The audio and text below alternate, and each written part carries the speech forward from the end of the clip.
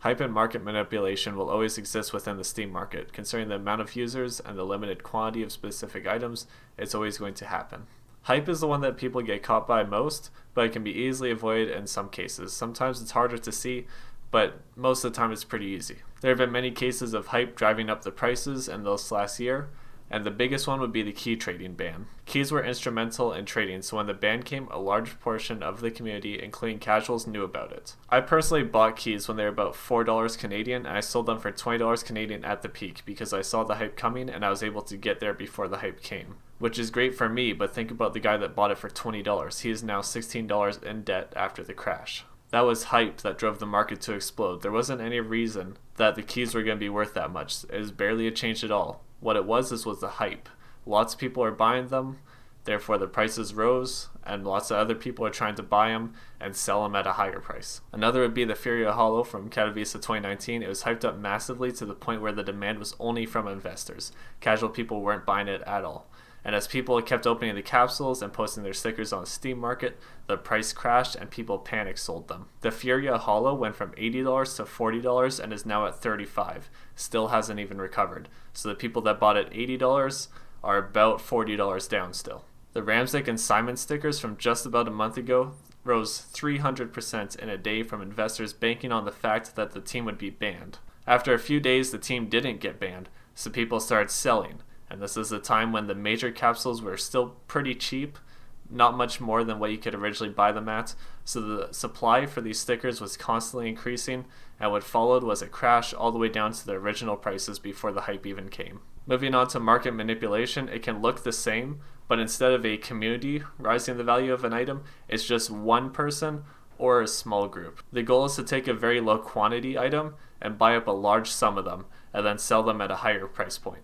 There's two ways to do this. You can sell them instantly, because when you buy up all these items, you buy up all the cheap ones, and then you sell them at the higher price.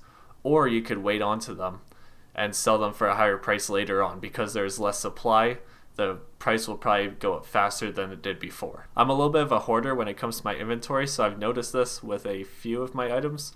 One of them would be the Nothing sticker, my Nothing foil from Cologne 2015. The sticker isn't too special, but it's a very low quantity, and one day the sticker rose 2 times. And unintentionally this happened with my StatTrak Factory New Tranquility. This is an older shotgun, it's a pink shotgun, StatTrak Factory New, not very common. One person bought up 4 of them for a trade up, and the price went from $50 to $100. This wasn't intentional, he was just doing a trade up, but you can see how the price can jump just from one person. So when you see a price spike just like that, just out of nowhere, and there's no signs as to why it's happening, the price will eventually go down because people see that the price is high and they go, well, I didn't really want to sell for 50, but now it's at 100, so I'll just sell it at 80. It should sell pretty fast, and 80 is good enough for me. So that means when people decide they want to sell their item because the price jumped, it'll still take a while to sell, and eventually the market will start to pile up and the price will start going back down to what it used to be. So buying into hype isn't terrible. There's always a way to make profit. I've profited from it a few times, even though it is risky. But you have to make a conscious decision based on the price of the item at the current time and how long the hype is going to last. So I talked about before, I bought the keys at $4, I sold them at $20. I bought Simon and Ramzik stickers, and I sold about half of them when they hit the peak, which was about 3 times profit. It broke me even. So even though I still have about half of these in my inventory, I still broke even. So no matter what they sell at now, I'll still profit from it. What I did not buy into is the Furia Hollows when they were around $80. I didn't see that lasting. When my Nothing stickers shot up to $40, I didn't try and get in on that, assuming nothing did something. That sounds weird. Assuming nothing did something, and for some reason the price is spiking, I didn't try and buy into that, invest into that.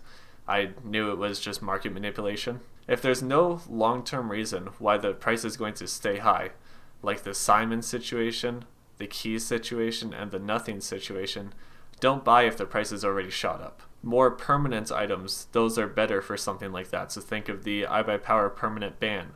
When they got banned, they were never coming back. So you know that even though the price might spike and go down a little bit, it's still going to raise over time. The Howl M4A4, it's an infamous skin. It's a contraband skin. That skin is never going to come back. It's removed from the case. It's infamous in the game. That one's a good idea. The 100 Thieves situation, they have issues with KNG before the major. So even though they were in the sticker capsule, they decided to drop out of the major. So then they got their own separate capsule with a very limited supply. So even though the price spiked, it's still going up today. If you bought at the highest point, you would still profit from it. The real key is to not buy at the initial hype. So the initial hype, it's going to peak very high, and then if it's a permanent ban, kind of like the Abbott Power situation, what's going to happen is it's going to drop a little bit as the people that had it in their inventory, they start posting it because they see the prices jumped. It'll drop a little bit, and then as the supply goes down, it'll start going up again. So you should really be buying just after the initial hype when it drops down slightly. Playing around hype and knowing which one is a good idea and which one is not, that's something that is learned. It's not really a skill, but it really isn't that hard to do. You can look at a ton of other examples, and within a day, you'll know exactly how the Steam market works. It's very predictable, and it's pretty easy to do. If you have anything to add, comment below. I love discussing stuff like this. And as always, like and subscribe.